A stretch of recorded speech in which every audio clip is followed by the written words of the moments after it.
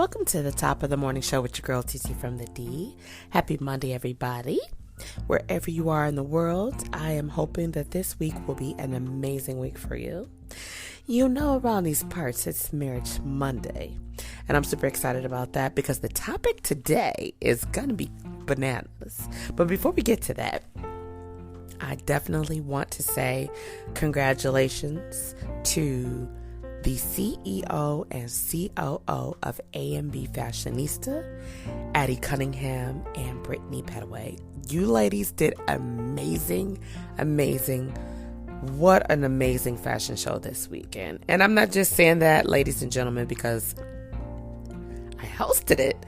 I'm saying that because I just watched those kings and queens grace that catwalk.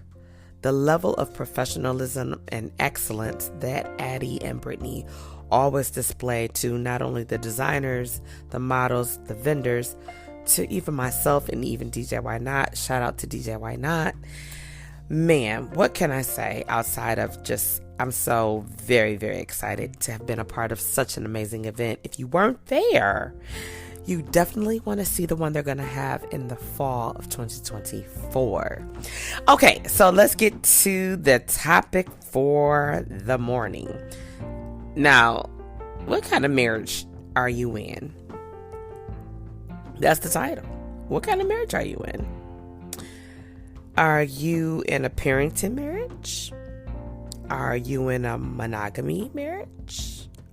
Are you in a polygamy marriage? Now I know you're like, what is it? I know. There are several different types of marriages, and 3 we're going to really talk about. Now, I'm going to tell you, the first one I said, parenting marriage, people are in those and they don't admit it and or they don't know it. Because they don't realize it, I think, sometimes. Now, sometimes you might go into that thing knowing that's why we're getting married, because you're pregnant. Okay, boom. We raising this child. Okay, boom. Or you were told you're going to get married. Remember those shotgun weddings back in the day? All right, and then you have the monogamy marriage, right? And I believe that's the one that is the legal form, right? That's the one that I'm in, right? A lot of people are in a monogamy, marriage. But then you have the polygamy marriage. Now, polygamy marriage is crazy. We've seen several shows on this, and it always amazes me. I'm not going to say it never seems to amaze me. No, it does. It always amazes me. So let's talk about the first one first. Let's just kind of go into that a little bit. A parenting marriage. What is a parenting marriage, TT? I'm glad you asked, or I'm glad you're thinking that. Parenting marriage is another one of the different forms of marriage, obviously. But it's one in which you and your spouse no longer have a romantic connection. Y'all aren't in love. You don't feel that butterfly in your tummy when he pulls up anymore. You chose to stay together to raise your child or your children. I, for one, no, it's a no for me. We're going to co-parent, okay? Because let me tell you, and I'm a child that grew up in a house where, not with my mom and dad, because unfortunately my mom and dad, those 2 parents of mine, they never lived together, but they co-parented pretty well. But you have those that do, and people will say, well, we're staying for the kids. Then you got to think, is it okay to stay for the kids? See, I was that kid when my mother was with my younger siblings' dad, like hoping and wishing they broke up because it wasn't a healthy relationship. It was very dysfunctional. And if you really are thinking about your children, if it's not healthy and it has any toxicness in it, you separate. You're not doing it for them. You're doing it for whatever your reasons are, but you can't say you're doing it for the kids, okay? Especially when it's not healthy again. That's what I'm saying. There comes a time in that marriage where you have to pivot. You got to share responsibilities with raising children, taking care of the household, right? Providing not only for one another, but for the children, right? And I know a lot of people don't like to admit it, or they wait till the kids are all grown and they're like, whoo, yeah, we only stay together. And or you have those that you're only together for the kids, and you have a whole nother relationship outside of that one because you really don't want to be in it. And I know that sounds crazy, but it's true. So the monogamy marriage is defined as a marriage with only one person, right? Those two are legally joined together. Now, we're not talking about genders now. Legally, in a lot of different states, same-sex marriages are respected and treated as just like a man and a wife, okay? So you can't frown at that. You can't look at that outside of, oh, that's not normal, because we live in a world where nothing is really normal, okay? And then what does normal mean to you, right? I believe that if you love somebody and you want to spend your life with them, that's your right. Now, does it say anywhere in the Bible that a man is to cling on to another man, or a woman's to cling on to another woman? It says he who finds a good thing finds a good wife. So when we go and we talk about biblical language, the way God intended it, of course, a marriage that is outside of the monogamy marriage is just wrong, according to the way the world would look at it. But it's the most common. The monogamy marriage is the most common form of marriage. And that's in any culture. And that's worldwide. And I say that because I have listeners across the globe in other countries. And so with other cultures. And like I said, to each his own. If you love someone and you want to spend your life with them, that's your right. Love is love, right? But when we look at what the Bible says, what God says, it's totally different. And then, friends, the polygamy marriage, like what we laugh at those marriages. And I'm, for those of you that are in a polygamy relationship, y'all know that you wasn't raised like that. And I ain't putting no shame on anybody,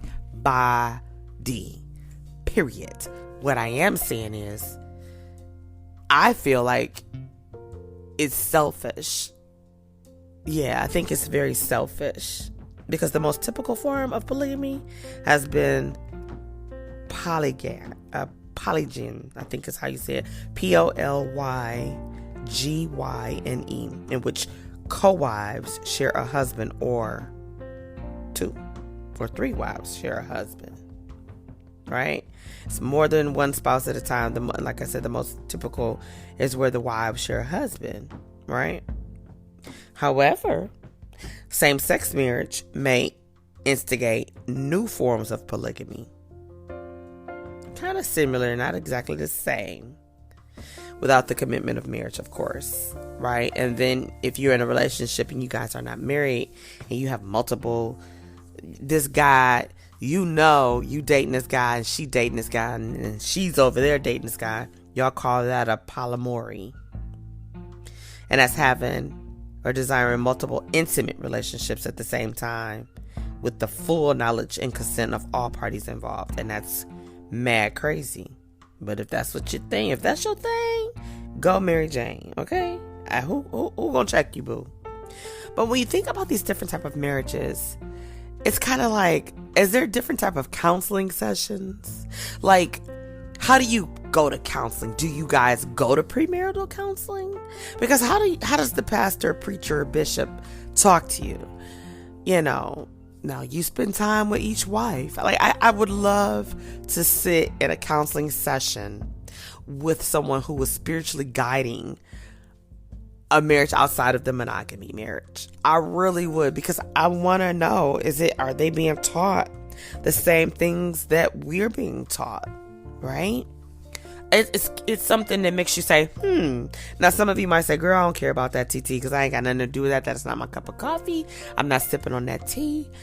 But that is some people's reality, right? And I would love to talk to somebody who is in that kind of marriage or that kind of relationship. Now, would people own up to it? I don't know. I really don't know. but it's quite interesting to say the least. I think we could all touch and agree that it's quite interesting. And to be honest, when we take vows, they're supposed to be sacred, right? And they're built off and based off the Bible. There's no way to get around that. You can't act like it's not. Okay? Now, I will say there's this other piece that is not easy to step into if you're in a marriage, no matter what form that is. Look deeper. Like, what type? Are you in a vitalized relationship where you guys are just growing and just all kind of things are just manifesting beautifully, right? Where you're giving into each other and you're loving on each other. You satisfy each other. You're the yin to the yang, right? You are looking forward to growing older together. You enjoy traveling together. Being in the same space at the same time gives you joy. That type of vitalization. Or are you in a harmonious marriage where I would say that it's a consensus on the parenting issues, right? You don't have a lot of children, right? You guys, they're highly educated. They're very income driven, right? They get along, but overall, they just balance each other. You might be in that. You might be in a traditional marriage, right? Where you are satisfying one another. You're on one accord because you're equally yoked, right? You enjoy spending time together. However, you're less encouraged to jump to divorce or consider divorce at the start of something that's like, oh my God, I can't handle this. That's not your go-to. You're content, but you're committed. And you honor and you respect that the vows you took are the ones you're supposed to carry. Or are you in a conflicted union? Where is this toxicness all throughout? Where one or both of you are not really educated, college educated, let's say that, right? And you know that you're resilient though, but you're not. You're like, if it ain't broke, don't fix it, right? You see people doing things you would like, oh, that's nice, that might be nice, but you're like, that ain't us. It could be you, but you're like, yeah, that's not us. Or are you in the devitalized relationship where you got low status points? You don't really go out much. You don't get with other couples. Y'all not really gelling. Y'all really don't match. Y'all coexisting more like roommates. And sometimes you can't even get along as roommates. Now, that's rhetorical because only you can know what kind of marriage you're in when it comes to that type. But like if you're in the polygamy, if you're in the monogamous, a traditional, you know which kind you're in. And I just thought we'd tap on that today because it's Marriage Monday. And some people may not even realize what kind of marriage they're in. Right? What kind of marriage would it be where, and it normally would be the man, so it's no shade, but it normally is. What kind of marriage is it where a man feels like he can have his wife, he can have a side chick, a girlfriend, and a secret admirer? What kind of marriage is that? Because at the end of the day, it's very selfish and one-sided because that man is getting to be with all these other women.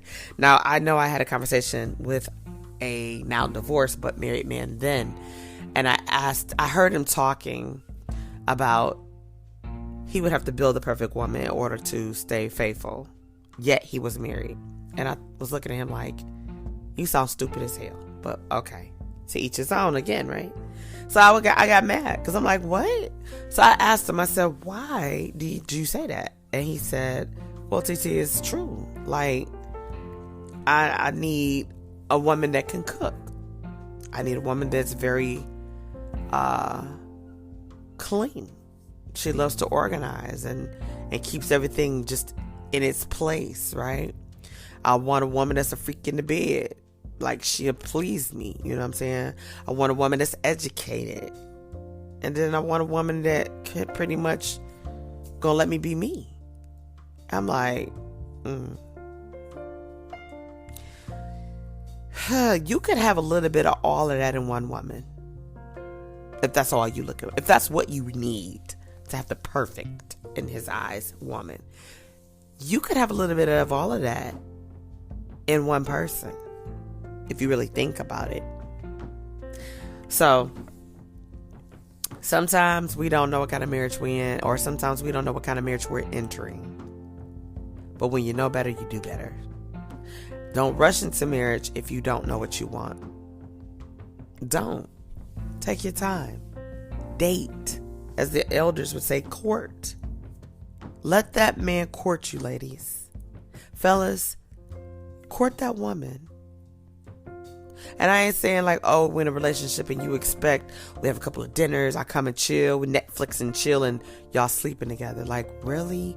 We really shouldn't be sleeping with people when we're not married. Now, did you sleep with people before you were married, TT? Absolutely did. Sure did. Had a whole child before I was married. Got 2 children, 2 fathers, both amazing men. Both great fathers. However, I didn't wait till I was married. Right? When you know better, you do better. If I could do some things over again, sleeping with somebody before I was ever married would have been on my list to say, stick to your guns. My first love, God rest his soul. I remember telling him, like, I was like, no, I'm a virgin. I'm not about to, do. And he was sexually active. And it was so cute. He said, I'm going to marry you anyway. I thought, when you young, you 16, 17, you like, he gonna marry me, girl. Like, you thinking, girl, like what? And, if life had been different, we might have would have got married. Who knows? That wasn't in our cards. But I gave in. He was my first love. And, I really did think, like, at one point, like, I might marry him. But as we just kind of was navigating that relationship, it was just like, yeah, we were a lot different. And I was a little older than him. And I know you might be like, oh, you like them young boys? No, sir, ma'am, boy, girl. No, he was just a little younger than me. He was actually 2 years younger than me, but very, very mature. He was very, very mature. Too damn mature, but yeah. And didn't look like he was younger than me at all. So, and we got along. He was, what's up? But I would have never gave in if I had known what I know later in life. There's so many things we would do differently that I think that would make us better mates. For those people that have been married twice, 3 times, whatever, right? You might say, you know what, if I had known X, Y, and Z in my first marriage, I would have not messed up in my second marriage. And then when you got in your second marriage because you thought you knew, then you realize, if I had known this in my first marriage, I would have messed up in the second marriage. And then you go into okay, you get where I'm saying, the drift. You get my drift. But that's all I wanted. I know that's a lot. It's kind of heavy, but I was like, oh, this is so good, because there are so many different type of marriages out here. Yet I don't think people realize it. And sometimes I don't think you're in your marriage and understand that you're in a parenting marriage. You didn't go to the church and say, we're getting into it. We're going to get married. We're parenting married. No. but you end up in that, or that's the agreement. Like, okay, you pregnant. And some women like, okay, I'm pregnant, we need to get married. And it's like, okay, the guy was like, all right, I want to raise my child, so I'll do it. But you wouldn't have married her any other way, or you might not have married him either any other way. So that's something to chew on. And for those of you that was your story, I hope it worked out for you. If that's your story right now and you're struggling, I advise you take it to Jesus. Go get some counseling. Know what you're dealing with and be honest with each other. Because at the end of the day, you don't owe me or anybody else outside your house any explanation on what you're choosing to do or not choosing to do. Well, that's all I have for you guys on this Marriage Monday. I hope that you have a wonderful day, a wonderful week. Remember, you could tap in for Tap In Tuesday tomorrow night at 8 p.m. Eastern Standard Time. My very special guest will be a playwright that you may know, especially from the Detroit area. And you might say, well, who is it, TT? There are several different amazing playwrights. And you would be correct. You definitely would be correct. But my guest tomorrow night is going to be the one and only TJ Hemphill. He'll be stopping by for a little while. He's in the midst of rehearsals, and he was kind enough to stop by just to kind of give us the ups on what's going to be going on this coming weekend at the Garden Theater. It's a dinner play. And it's going to be amazing. He has an all-star cast. So tap in tomorrow for Tap In Tuesday to hear more about that. Until then, I'll see you tomorrow morning. It's your girl TT from the D, and I'll see you soon.